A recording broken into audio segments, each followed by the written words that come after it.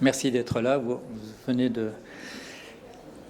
d'écouter, d'entendre, peut-être même d'apprendre un certain nombre de choses. Les faits sont là.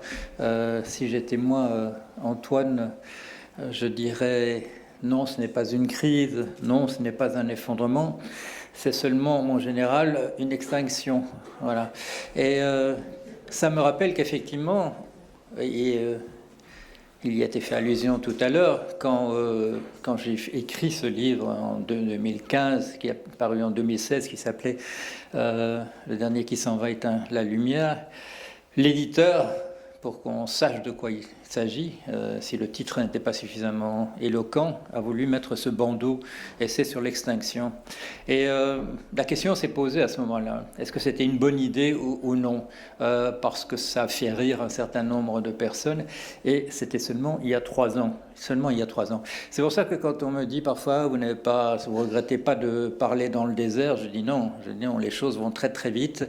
Et s'agit-il de cette spiritualité? Il y a en tout cas une prise de conscience. Il y a une prise de conscience. C'est pour ça que j'ai salué. C'était quoi, il y a une semaine, quand le Business Roundtable aux États-Unis, par un vote quasiment unanime des plus grands dirigeants d'entreprise, a fait cette déclaration sur la nécessité de revoir la logique actionnariale des entreprises, de mettre le profit au premier plan et donc de mettre l'actionnaire comme le roi propriétaire de l'entreprise, ce qui n'est pas le cas, vous le savez, sur le plan juridique, c'est une légende, mais de mettre tout le monde dans l'affaire, les clients, les employés, le monde environnant, la Terre, je dirais, dans son ensemble. C'est un tournant considérable.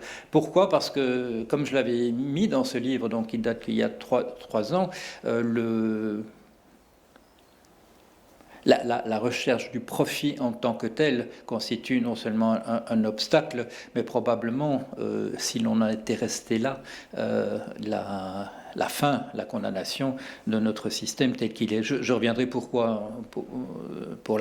sur la raison pour laquelle c'est comme ça, pourquoi la recherche du profit en fait est destructrice, et on a pu se la permettre dans un environnement où nous étions encore relativement peu nombreux, mais c'est devenu impossible maintenant. Vous connaissez sans doute ce professeur Pinker, Steven Pinker, qui écrit des livres. C'est un psychologue de l'université de Harvard, et il écrit des livres sur le fait que rien n'a jamais été aussi bien que maintenant. On n'a jamais vécu aussi longtemps, jamais aussi riche.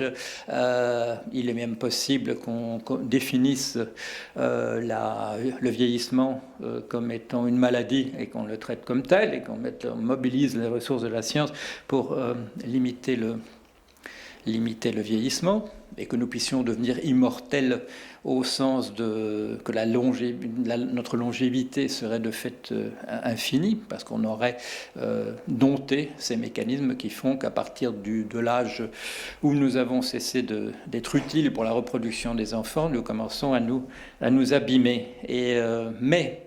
Mais cela a-t-il un impact sur cette question de l'extinction, le fait que nous n'ayons jamais été aussi heureux? Même des hommes et des femmes immortels, au sens de la longévité, seront toujours renversés par un camion, seront toujours détruits par des épidémies qui peuvent revenir, comme on l'a vu autrefois, la peste, la grippe espagnole en 1918-1919 a fait davantage de morts que l'ensemble des morts de la guerre de 14, qui, vous le savez, était déjà considérable. Il y avait déjà eu, dans une bataille comme la bataille de Verdun, 1 million de morts. Et il y avait eu en Asie mineure surtout des disparitions de populations entières, non pas par le fait de guerre lui-même, mais par les famines qui avaient été provoquées. Nous sommes dans un monde où même des immortels seraient toujours la victime de grands tremblements de terre, d'éruptions volcaniques et des choses de cet ordre-là. La question de l'extinction est tout à fait d'un autre ordre. Elle porte sur l'espèce en tant que telle, pas sur l'individu et sur le bonheur ressenti des individus. Pourquoi ? Parce que nous sommes dans un environnement, notre espèce comme toutes les autres, où une espèce vit par rapport à la capacité, ce qu'on appelle, les biologistes appellent la capacité de charge de son environnement. De quoi s'agit-il ? Il faut qu'une espèce respecte la possibilité pour son environnement de la faire survivre. Pour nous, il faut qu'il y ait de l'oxygène dans l'atmosphère, il faut qu'il y ait qu'un certain nombre de gaz qui sont toxiques pour nous soient absents, il faut que l'eau que nous buvons ou le liquide que nous buvons dans d'autres types de boissons soit considéré comme potable pour nous, c'est-à-dire qu'il y a un certain nombre de choses qui ne soient pas dedans, et il faut qu'il y ait autour de nous ce que nous appelons des aliments assimilables. Voilà les limites qui nous sont définies en tant qu'espèce. Par ailleurs, nous avons des caractères en tant qu'espèce, et ces caractères déterminent le fait que nous soyons là où nous sommes au moment où nous en sommes, c'est-à-dire avec cette menace d'extinction. Le biologiste nous décrirait en gros une espèce sociale, comme l'avait déjà fait Aristote, zoon politikon, c'est-à-dire un animal qui vit en société. Vous savez qu'il y a un mythe dans notre société, le mythe du contrat social, inventé par Thomas Hobbes, développé par Jean-Jacques Rousseau, que nous vivions dans la nature, en toute liberté et dans un climat de grande insécurité. Et un jour, nous sommes réunis autour d'une table et nous avons décidé de sacrifier un peu de notre liberté pour gagner de la sécurité. C'est un mythe. Aristote a bien vu, nous sommes une espèce qui vit ensemble, comme les autres grands singes, je dirais le professeur Deval que j'ai écouté dans cette salle ici autrefois. Nous vivons par la solidarité. On nous met malheureusement trop en avant maintenant la concurrence, la rivalité, qui est un mécanisme qui peut jouer dans certaines circonstances, mais qui ne doit être que, je dirais, qu'en arrière-plan, dans un contexte de solidarité généralisée. Même dans le monde des traders de la finance que j'ai côtoyés, dans les endroits où les plus requins, les loups aux dents les plus longues se trouvaient, la solidarité jouait. Vous vous souvenez peut-être du scandale du Libor. Le scandale du Libor, c'était pas la concurrence entre les banques, c'était précisément que tous ces traders aux dents longues s'étaient tous mis d'accord pour gruger le système de la même manière. Ça joue toujours, heureusement c'est là. C'est quelque chose certainement qu'il faut remettre à l'avant. Nous sommes aussi une espèce que les biologistes appellent une espèce opportuniste, dans un sens du mot opportuniste qui n'est pas le sens courant. Qu'est-ce que ça veut dire ? Nous sommes une espèce qui, devant l'obstacle, va développer d'autres stratégies.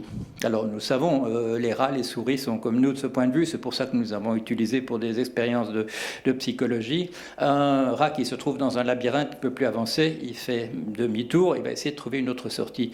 Nous savons faire ça aussi. Nous sommes une espèce qui, devant l'obstacle, développe d'autres stratégies. Et c'est de là que vient notre capacité à produire cette technologie. Nous avons inventé, utilisé des silex pour essayer de résoudre. Pour enfoncer un clou, c'était plus simple d'inventer quelque chose de dur plutôt qu'utiliser notre poing, et ainsi de suite. Et de fil en aiguille, c'est comme cela que nous avons engendré la technologie. Je reviendrai là-dessus. Mais nous sommes aussi une espèce colonisatrice. Qu'est-ce que c'est qu'une espèce colonisatrice ? Ça, c'est très courant dans tout le règne animal. C'est plus propre aux rongeurs et aux animaux comme nous. Une espèce colonisatrice est une espèce qui n'a pas de mécanisme inscrit dans sa nature même pour réduire sa fécondité et son envahissement de l'espace. Des poissons, par exemple, comme le turbo. Le turbo pond moins d'œufs quand il y a beaucoup de turbo autour de lui. C'est normal, c'est un animal qui vit sur le fond a une certaine surface, il est normal qu'il y ait une régulation de cet ordre-là. Et c'est automatique dans la fécondité. Chez nous, il n'y a rien de cet ordre-là. Il y a peut-être les guerres. Peut-être les guerres, ce sont les choses que nous déclenchons quand nous avons effectivement, quand il y a surpopulation. Il y a des démographes qui disent, est-ce que la guerre de 14, avec son massacre pour une raison que nous ne comprenons même plus, est-ce que ce n'était pas pour détruire un tiers des jeunes hommes dans la classe des 17 à 35 ans ? C'est peut-être la ruse de la raison, comme on dit, c'est-à-dire des choses qui se passent à notre insu. Voilà l'animal que nous sommes. Nous arrivons au moment où notre disposition colonisatrice nous mène aux limites, aux frontières de la capacité de charge de notre environnement. Qu'est-ce qu'on peut faire dans ce cas-là? Il y a deux possibilités. Il y a eu une grande querelle en 1971 entre deux des grands pionniers de la réflexion écologique. Paul Ehrlich, biologiste américain, et Barry Commoner. Barry Commoner, également biologiste américain. Ils se sont disputés. Ehrlich était un malthusien, comme on dit. Il a écrit un livre avec sa femme qui s'appelait la bombe de la population. Commoner était quelqu'un de convaincu, lui aussi, dans la perspective de respecter notre environnement autour de nous, mais que la technologie allait nous permettre d'étendre, d'élargir la capacité de charge de notre espèce. Et le débat a fait rage entre les deux. Et les gens prenaient parti, enfin ceux qui s'intéressaient à ce débat à ce moment-là, le tout début de la réflexion écologique, sans se rendre compte que notre espèce a toujours fait les deux, a toujours essayé d'élargir la capacité sur l'environnement à l'accueillir, par exemple par des révolutions vertes, mais aussi de restreindre par l'infanticide, par le contrôle, le planning familial, par les guerres, l'empreinte de l'espèce sur l'environnement. Nous avons eu l'occasion de faire les deux, et la réflexion que nous devrons avoir aujourd'hui ne devrait pas essayer d'opposer l'un à l'autre comme étant un choix qu'il faudrait faire. C'est bizarre d'ailleurs de comprendre pourquoi dans les années 70, dans les années 70, il est apparu qu'il fallait faire le choix entre les deux. Ça peut être un lien avec ce qui vient d'être dit sur notre attitude vis-à-vis de la technologie en tant que telle. À la suite des réflexions de Husserl et de Heidegger, essentiellement, on a commencé à penser à la technologie en termes de être pour ou être contre. La question s'est aussi posée avec la réflexion qui a suivi l'utilisation des bombes atomiques, la réflexion d'Oppenheimer, qui avait été impliqué dans le projet de développement de la bombe atomique et qui a dit on n'aurait jamais dû faire ça, on aurait dû réfléchir à ce qu'on faisait, et ainsi de suite. La pensée de Gunther Anders, qui est contre la technologie, je dirais, et certains autres, Ellul, etc. Dans une perspective qui me paraît extrêmement peu utile dans la situation où on est, de savoir s'il faut être contre à la fois le marteau, la bombe atomique, le robot qui vous répare votre œil si vous devenez aveugle et des choses de cet ordre-là, ça me paraît une mauvaise réflexion. Il est, me semble-t-il, dans la nature même de l'être humain d'avoir produit des outils. C'est dans le prolongement, par exemple, de notre comportement colonisateur que nous avons inventé des vêtements pour aller dans des endroits qui étaient plus froids. Nous avons inventé le chauffage pour rester dans ces endroits qui étaient plus froids. Ça fait partie de cet opportunisme de notre espèce, de notre inventivité. Nous sommes allés beaucoup plus loin que les autres espèces, au point que nous n'avons pas la preuve, non seulement qu'il n'y a pas qu'il y aurait de la vie ailleurs dans ces immenses galaxies que nous voyons autour de nous, mais nous n'avons pas la preuve qu'il y ait quoi que ce soit de l'ordre de la réflexion de l'être humain, qui a produit, de la même manière que le physique, c'est-à-dire l'entrechoquement des particules, a produit du chimique, où les choses s'attirent ou se repoussent et font des combinaisons de molécules. Ce chimique a produit du biologique, le biologique a produit nous, entre autres, et nous avons produit quelque chose qui est encore d'une autre nature, nous avons produit cette technologie. Et je crois qu'il serait extrêmement dangereux de vouloir le mettre entre parenthèses devant la crise avec la crise qui se profile devant nous. Les deux types d'attitudes, Commoner et Ehrlich, nous obligent à réfléchir de quoi il s'agit. Quand Ehrlich nous dit qu'il faut réduire la population, nous savons que nous pouvons le faire par des moyens, je dirais, positifs, que nous pouvons réfléchir par exemple, par la frugalité volontaire, à réduire notre consommation, à ne pas prendre l'avion sans nécessité, à faire du vélo pour aller chercher les courses plutôt qu'aller en voiture, et ainsi de suite. Mais aussi, dans le même type de pensée, il y a également l'eugénisme sous ces deux formes, sous la forme, je dirais, contemporaine, graines, où on encourage les personnes à agir d'une certaine manière, on fait une sélection un peu du type de celle que nous faisons sur les animaux dans le processus de la domestication. Nous faisons un tri, nous considérons que des gens de tel type doivent être encouragés, comme on voit de fait M. Trump essayer de le faire aux États-Unis, où tout le monde a su traduire assez rapidement son Make America Great Again en Make American White Again, dans cette perspective, je dirais, des pèlerins, des premiers colons américains, imaginant que ce continent leur avait été donné à eux, à des blancs choisis, et aux dépens des autres populations, de celles qui se trouvaient là localement, qui sont particulièrement persécutées par M. Trump en ce moment, surtout si elles viennent de pays voisins, et des personnes qu'on avait amenées comme machines pour travailler dans les plantations. Voilà la situation dans laquelle nous trouvons. Réduire les populations par l'eugénisme par un trait ou carrément par ce qu'un philosophe américain, Steve Fraze, appelle l'exterminisme, c'est-à-dire se débarrasser d'une partie de la population de manière délibérée par le génocide, par des différents types de techniques. Et Fraze insiste sur le fait qu'il ne faut pas écarter cela comme une possibilité parce que, dit-il, ça a déjà eu lieu, l'élimination par des techniques de type industriel d'une partie de la population considérée comme gênante. Cela peut se faire. L'autre possibilité, étendre par la technologie les moyens autour de nous. En utilisant en particulier de nouvelles types de techniques, en essayant de renverser la tendance ici et là, éventuellement même essayer de nous adapter par la génétique à un environnement dégradé, montrant que dans ces deux perspectives, de réduire notre empreinte ou élargir la capacité de charge de notre environnement, il y a des choses qui sont acceptables sur un plan éthique et d'autres qui sont absolument à rejeter. La question se pose dans la perspective Ehrlich, la question de la croissance. Et c'est là, je crois, que sur ça qu'il faut focaliser son attention.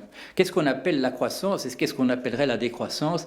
Et parce que, effectivement, la question a un rapport avec l'empreinte que nous avons sur notre Terre.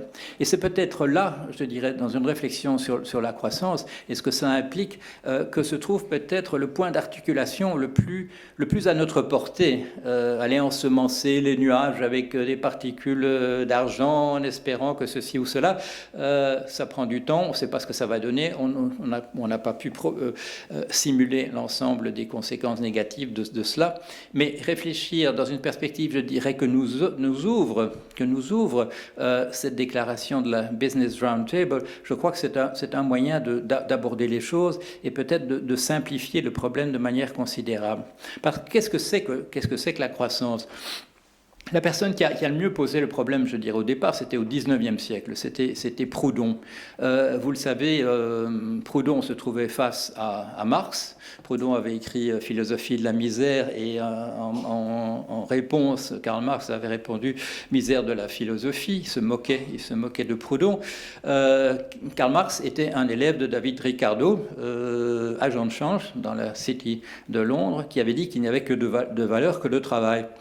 Et Proudhon avait répondu non, la première valeur, la première chose qui est de la valeur et qui est créée, elle nous vient spontanément. Ce sont les rayons du soleil, c'est le fait que le paysan qui se donne beaucoup de mal à faire un sillon dans son champ, à planter des graines, eh bien il ne fait pas pousser la graine va pousser toute seule. Il y a des choses que Proudhon appelait les aubaines. C'est le fait que si vous creusez à tel endroit, vous allez trouver du pétrole, à tel autre, vous allez trouver du minerai de fer. C'est la générosité de la Terre vis-à-vis de nous qui nous permet de jouer le rôle que Hegel, le philosophe Hegel, appelait un rôle de catalyseur. Nous sommes plutôt un catalyseur que quelque chose qui transforme véritablement la nature. Nous sommes là dans la nature et nous l'aidons, nous en faisons partie bien entendu, mais nous l'aidons à produire un certain nombre de choses pour nous.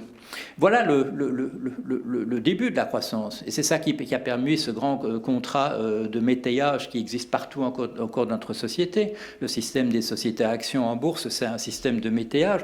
Celui qui apporte du capital, celui qui apporte de l'argent, celui qui apporte des ressources, va se mettre en affaire avec celui qui va apporter du travail. Ensemble, ils vont jouer ce rôle de catalyseur de la nature autour de nous, et on va produire la moisson.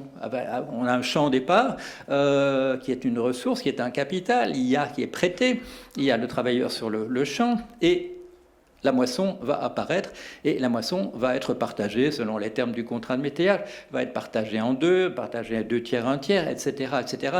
Ces aubaines de la nature vont être partagées entre ceux qui sont là, et c'est le même système. Vous le savez, quand un État émet des obligations, il va payer un coupon. Pourquoi ? Parce que le coupon, ça va être ce que la société aura pu produire à partir de ce capital qui est prêté. L'actionnaire n'est pas le propriétaire d'une entreprise, c'est quelqu'un qui avance des fonds, comme on disait autrefois.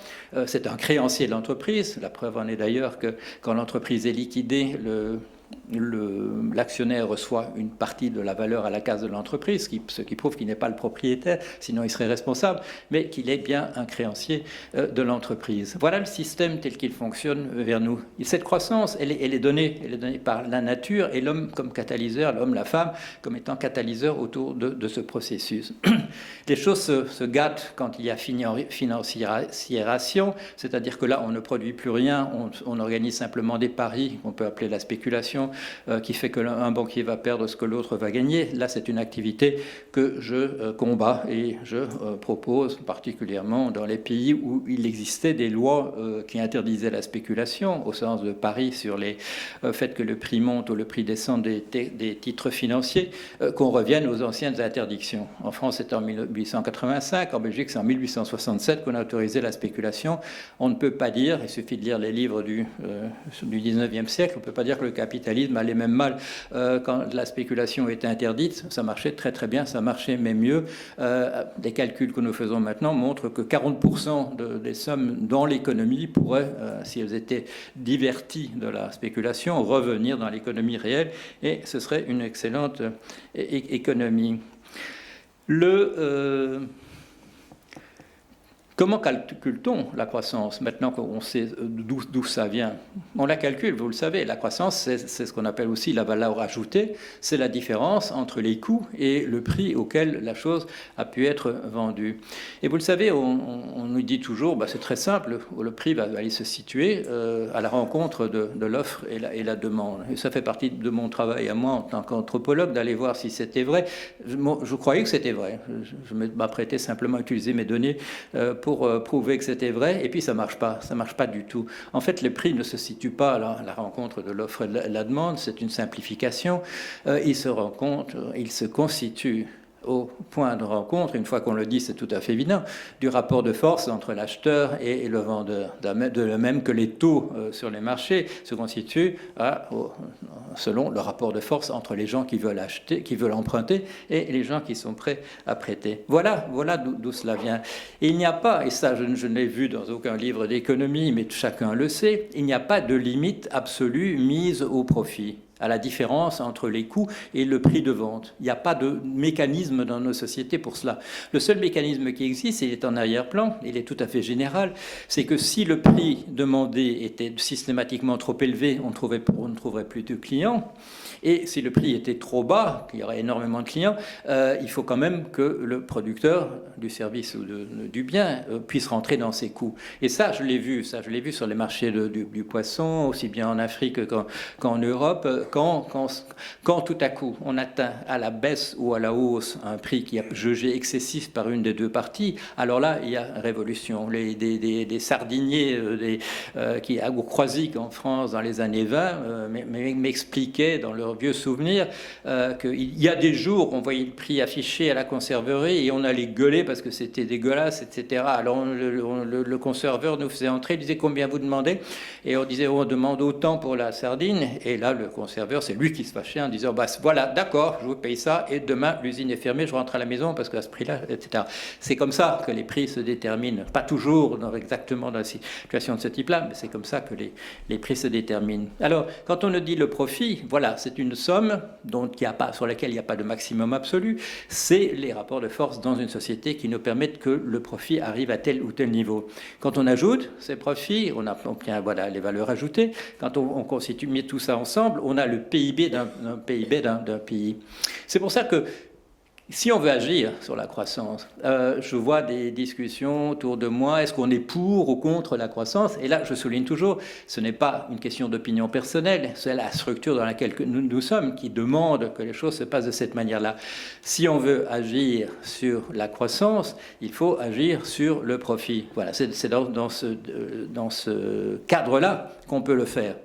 C'est-à-dire modifier le rapport de force entre acheteurs et vendeurs, entre emprunteurs et prêteurs. Et vous voyez, ça marche peut-être parfois de manière tout à fait automatique. Si on a maintenant des taux négatifs sur certains types d'emprunt d'obligations, c'est parce que le rapport de force a changé, c'est pas parce que l'offre et la demande s'est modifiée de manière telle qu'on n'aurait plus besoin du tout de prêter ou d'emprunter, c'est en raison de ce mécanisme général. Et c'est là que les choses se situent. Et c'est pour ça que c'est tellement important qu'il y ait eu ce revirement de la Business Roundtable, ou qu'il est aussi tellement important de voir de ces jours-ci, d'ailleurs, je vais parler de choses qui datent des 7 dernières journées, de voir dans le Wall Street Journal un éditorial qui attaque violemment M. Trump sur ses politiques que lui qualifie comme pro-business, mais qui sont des politiques essentiellement de destruction de l'environnement autour de nous, de voir le Wall Street Journal qui s'en prend à lui violemment, de voir le Financial Times, c'était avant-hier, s'attaquer violemment aux implications justement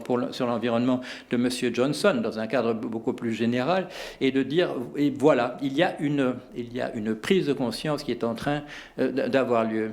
Il y a quelque chose qui m'avait comment dire, c'était pas inquiété, mais qui m'avait rendu très perplexe. C'était il y a quelques années, c'était un débat organisé à France Culture, à Paris.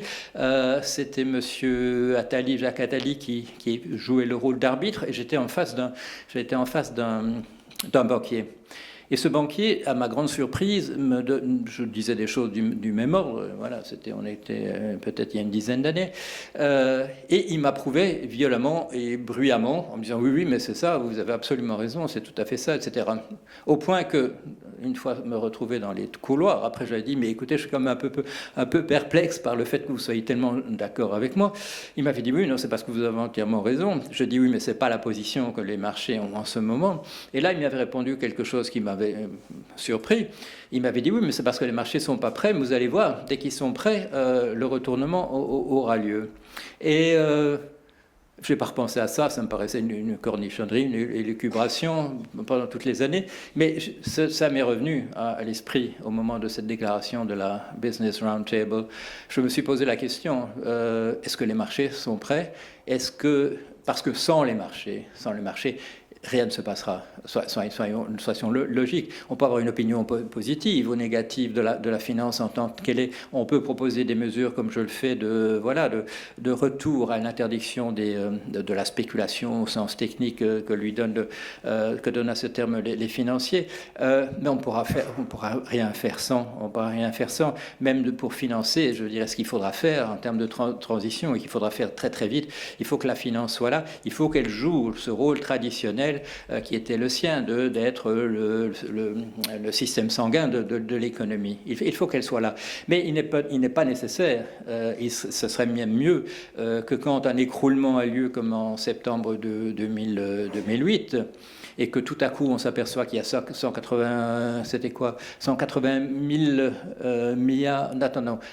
milliards qu'il faut dégager immédiatement pour payer les pertes de la compagnie d'assurance AIG parce qu'elle a assuré tous les credit default swap, et que nous, nation, nous payons rubis sur l'ongle les sommes qui ont été perdues en ne faisant aucune distinction entre des véritables pertes pour l'économie, des gens qui avaient véritablement des obligations, qui avaient subi des pertes sur ces obligations parce que les paiements n'avaient pas lieu, le paiement des intérêts ou le remboursement du principal, et les gens qui se trouvaient là simplement dans des positions spéculatives, c'est-à-dire simplement ils s'étaient posés par des contrats comme étant des gens qui virtuellement subiraient des pertes si les taux allaient de telle direction, si telle entreprise faisait des pertes, etc. C'est-à-dire des pertes imaginaires, des pertes qui sont de pur paris, et qui ne renvoient à aucune réalité. Vous vous souvenez, avec ce fameux contrat Cowley aux États-Unis qu'on appelait l'assurance sur la bagnole du voisin,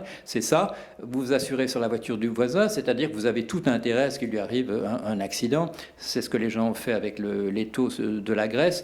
On a mis la Grèce dans une position telle que il y avait tout intérêt pour un tas de gens à ce que ça aille de plus en plus mal. Et cerise sur le gâteau, quand le Fonds monétaire international fait un calcul du risque de la Grèce, elle ne le fait pas en évaluant l'économie proprement parlée de la Grèce, elle le fait à partir de l'ensemble des paris qui ont été faits, c'est-à-dire à partir de paris d'opérations purement virtuelles, comme s'il y avait une information là-dessus sur un risque réel dans le monde. Le risque, il n'est créé que parce que nous croyons à ces choses qui sont absolument fictives. Nous sommes dans un monde où il faudra aller extrêmement vite si on veut empêcher cette extinction. Personnellement, et il a été fait allusion qu'en plus, voilà, de ma qualité de sociologue et d'anthropologue, j'ai une formation de psychanalyste, j'ai foi dans le génie humain du point de vue de la technologie, j'ai foi dans l'homme, la femme, les enfants comme étant des êtres particuliers qui peuvent s'amender, qui peuvent être vertueux ou qui peuvent être des amis du plaisir au contraire. Mais je ne pense pas que dans les temps qui nous sont impartis, dans les temps qu'on nous montre par rapport à la température qui augmente, qu'on puisse compter sur le fait que la représentation que nous avons à titre individuel puisse se modifier de manière radicale. Je ne crois pas que nous ayons le temps. Il a été fait allusion hier. Il y a quelqu'un qui est venu il y a 2000 et quelques années sur cette terre et qui nous a parlé de l'amour en nous disant que c'était essentiel que nous organisions tout autour de l'amour. Et 2000 ans plus tard, on n'a pas encore fait des progrès tout à fait essentiels dans cette dimension-là. Donc, espérer que nous changions en temps utile me paraît futile. Je crois qu'il faut trouver d'autres endroits. Nous sommes arrangés, et dans un cadre de mondialisation, nous vivons effectivement dans des communautés où se côtoient des gens dont la représentation de ce qui est en train de se passer est très très différente. Certains d'entre nous pensent que quand nous mourrons, ce sera terminé une fois pour toutes. D'autres pensent que nous allons aller au ciel et qu'en fait nous allons vivre une vie qui sera finalement plus intéressante et plus, gratifiante que celle que nous avons maintenant. Ça ne nous empêche pas d'acheter des choses ensemble au magasin, l'un qui achète et l'autre qui vend, ou de se trouver dans le même tram, et ainsi de suite.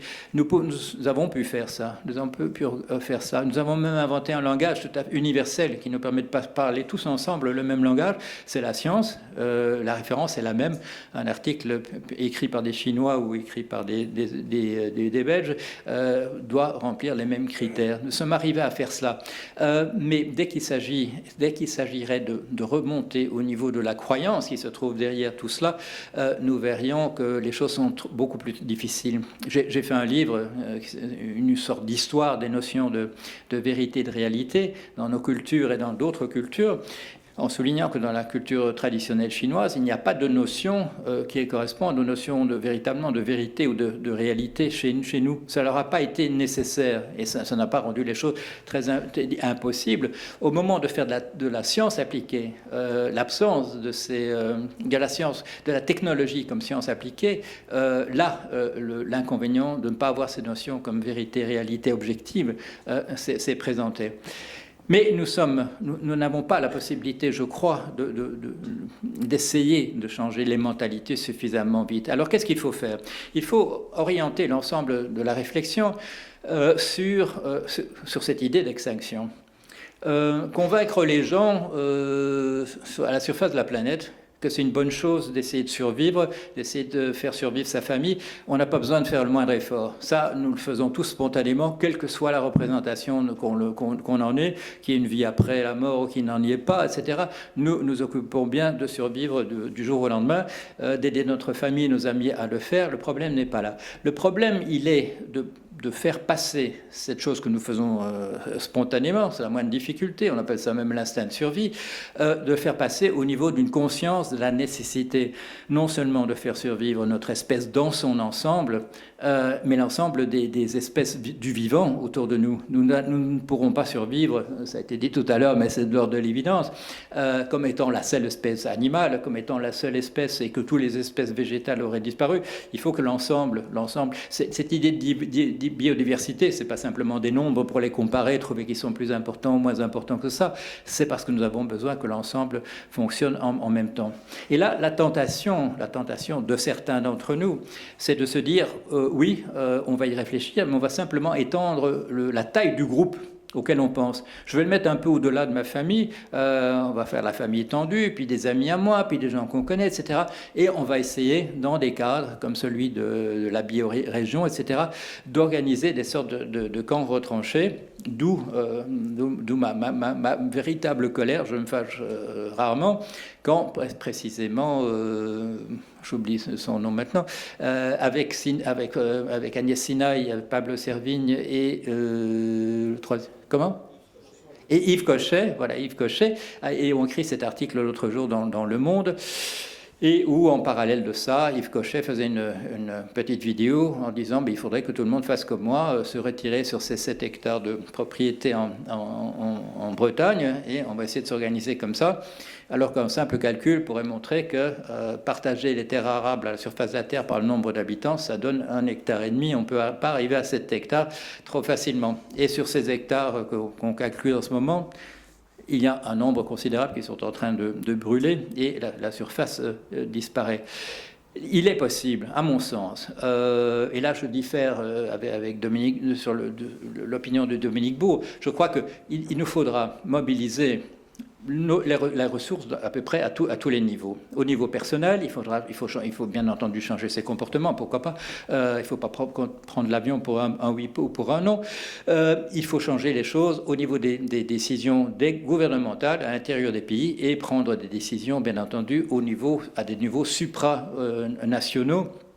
Parce que des choses comme le climat, bien sûr, ça ne se décide pas à l'échelle d'un pays. C'était la vieille blague du nuage de Tchernobyl qui s'est arrêté aux frontières. Non, le climat, c'est quelque chose qui touche absolument tout le monde et sur lequel on peut travailler qu'en tant qu'espèce. Comment faire ce revirement? Comment se convaincre qu'il faut que nous allions tous ensemble? C'est pour ça que là aussi, je trouve que c'est un excellent signe quand les milieux des affaires disent nous allons prendre telle et telle décision à tel ou tel niveau et le disent de manière officielle, quitte à créer un petit peu un scandale dans leur milieu. La toute petite minorité, vous le savez sans doute, dans le Business Roundtable a fait un communiqué séparé en disant non, dans la perspective classique, non, c'est aux États de s'occuper des choses qui sont de l'ordre du social ou du communautaire. Non. C'est à tous maintenant. Si nous ne prenons pas à tous les niveaux, par tous les moyens qui sont les nôtres, si nous éliminons bien entendu cette idée que sauver la Terre, ce serait anti-business, non. Le jour où il n'y aura plus d'acheteurs et de demandeurs, le business sera terminé de toute manière. Il faut pouvoir avoir une perspective à plus long terme. Mais il faudra modifier aussi des institutions. Il faudra penser au fait que dans notre droit lui-même, notre droit, vous savez que dans le droit de propriété, il y a ces notions de usus, fructus et abusus.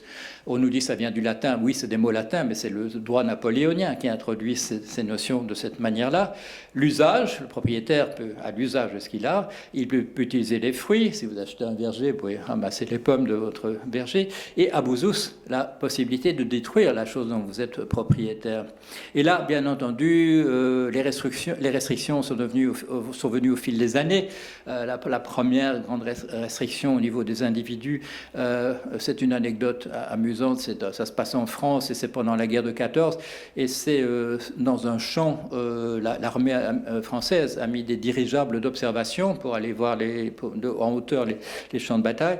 Et le paysan que ça dérange à côté a planté des grands pieux pour essayer de décourager les dirigeables de venir près de sa propriété parce qu'il risque de s'empaler. Là, une loi est votée en urgence et qui interdit à ce monsieur de mettre des pieux à côté de l'endroit où il y a des dirigeables de l'armée.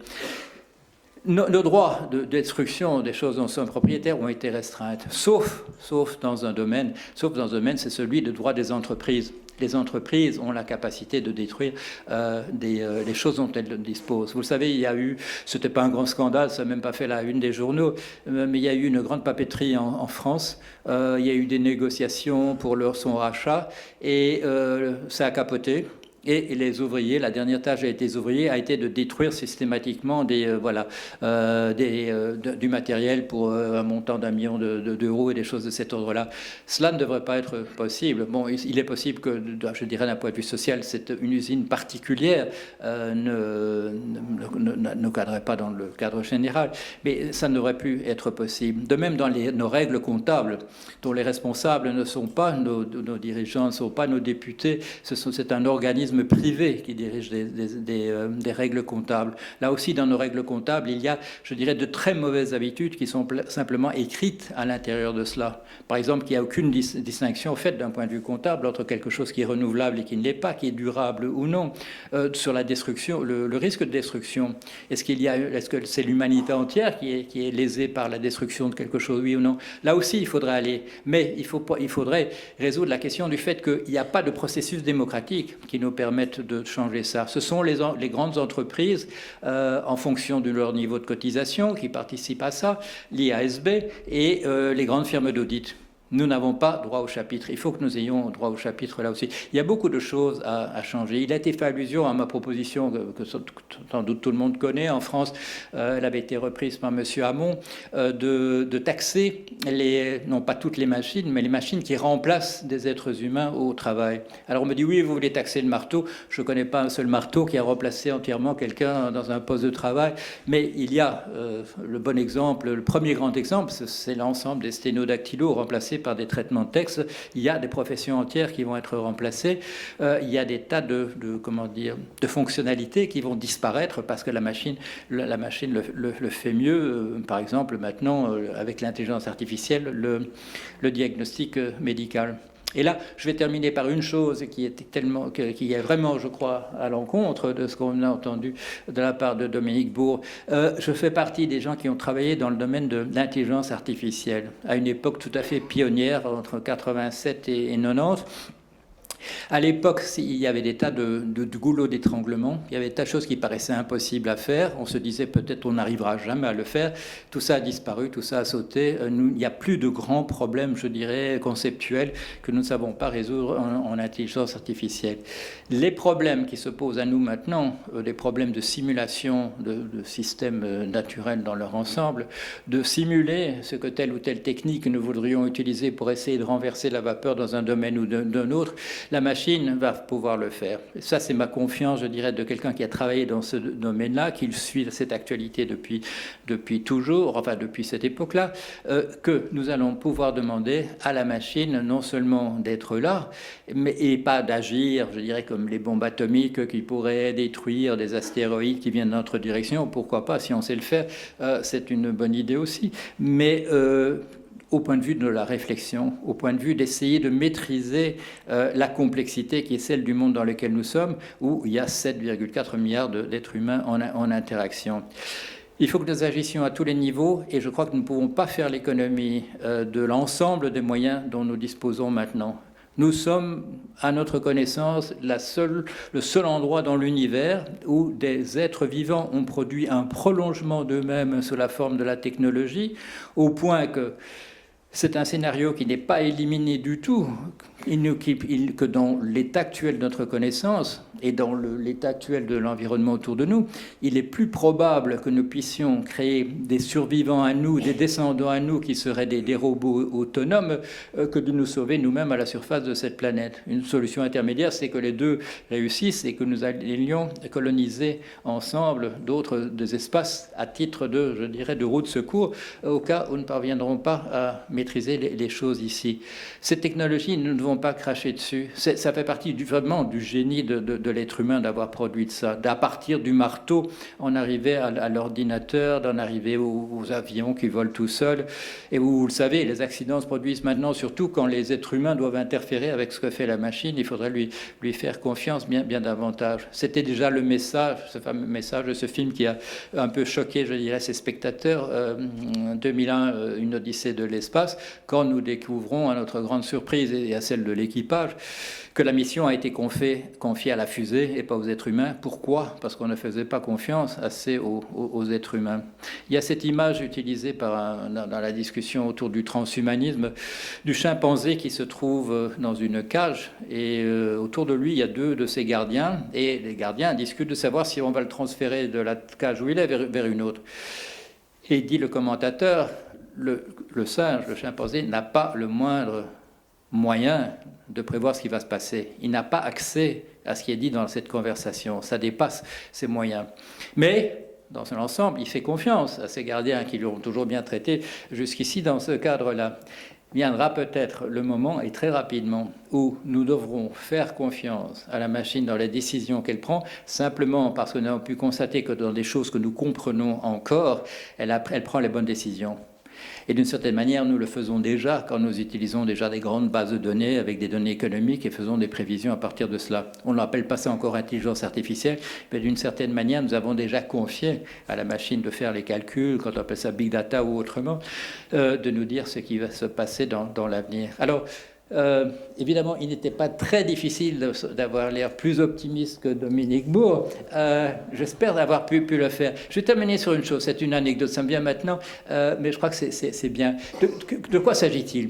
Est-ce qu'il faut être optimiste ? Est-ce qu'il faut être pessimiste ? Est-ce qu'il faut se plonger dans l'action sans trop réfléchir ? Et là, voilà, l'anecdote, ça se passe, c'est il y a 1 an ou 2. On s'est réunis. Les petits garçons, parce que les écoles n'étaient pas encore mixtes à ce moment-là, les petits garçons de l'école préparatoire à l'Athénée de Saint-Gilles, et voilà, on s'est réunis pour nos 70 ans, et on arrive quand même à en réunir une dizaine sur les 30, et on raconte bien entendu notre vie, parce que ça fait à peu près 60 ans qu'on ne s'est pas revus, on ne sait pas ce qui s'est passé, on raconte ça, bon, c'est des histoires bien entendu très différentes, et quelqu'un dit à un moment donné, il dit quand même, mais il y a quand même quelque chose de commun. Est-ce qu'il n'y a pas quelque chose de commun ? Les autres disent oui, il y a quand même quelque chose de commun.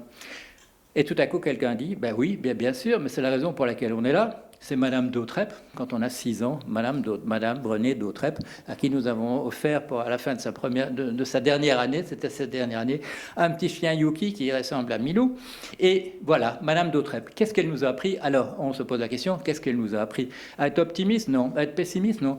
Et quelqu'un dit le mot, elle nous a appris à être lucide à des enfants de 6 ans. Voilà, elle nous a donné ça pour la vie, à des petits garçons qui n'avaient connu jusque-là que l'environnement familial. Vous savez, il n'y avait pas encore beaucoup d'écoles maternelles, de jardins d'enfants à ce moment-là.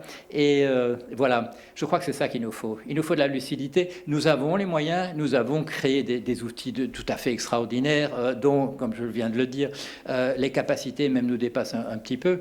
Les jeunes qui regardent une intelligence artificielle jouer le jeu StarCraft sont épatés en se disant non, il est normal que les êtres humains n'arrivent plus à faire des choses de cet ordre-là. Nous avons des moyens, nous avons des outils, nous devons les mobiliser tous, à tous les niveaux maintenant. Nous devons prendre des décisions, pas simplement le matin ou le soir ou l'après-midi, à tous les niveaux, que nous soyons dans la famille, que nous soyons au niveau de la commune, que nous soyons au niveau de l'État. Il faut que nous prenions notre destin en main. Nous avons des outils, il faut le faire maintenant. Merci.